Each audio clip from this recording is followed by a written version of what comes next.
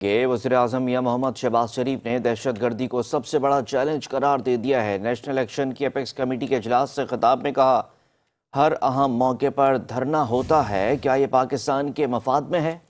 کیا ملک اس وقت دھرنے، جلوس اور لانگ مارچ کا متحمل ہو سکتا ہے؟ ادب سے درخواستیں بیٹھ کر معاملات پر سوچنا ہوگا۔ معیشت کی بہتری کے لیے وفاق اور چاروں صوبوں کو ایک ساتھ چلنا ہوگا۔ 77 سال سے غریب قربانی دے رہا ہے، آج اگر قربانی دینی ہے تو اشرافیہ نے دینی ہے۔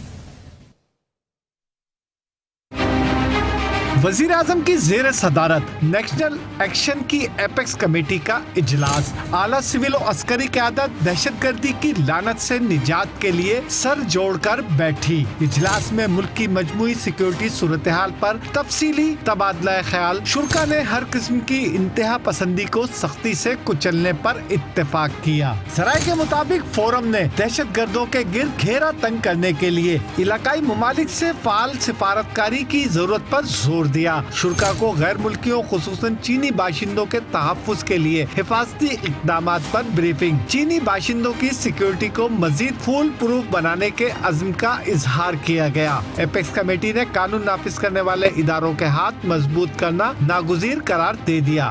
شرکا نے کہا، ڈیجیٹل دہشت گردوں سے بھی سختی سے نمٹنا ہوگا۔ وزیر اعظم شہباز شریف نے اجلاس سے خطاب میں کہا، ملک میں ترقی کرنی ہے تو دہشت گردی کو ختم کرنا ہوگا۔